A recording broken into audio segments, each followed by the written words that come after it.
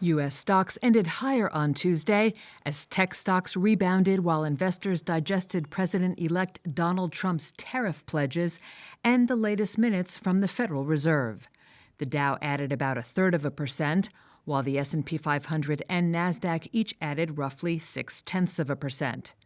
In a development overnight, Trump said he would impose a 25% conditional tariff on Canadian and Mexican imports that could violate a free trade deal he negotiated during his previous term.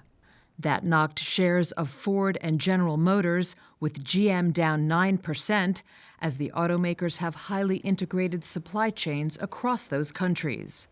Meanwhile, minutes of the Fed's policy meeting earlier this month showed officials appeared to be divided over how much further they may need to cut interest rates.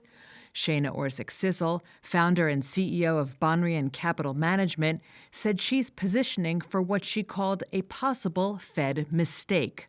I don't know if cutting rates further is the right move. I'm not sure inflation is under concern. There are risks through tariffs and other policy decisions that could increase inflation.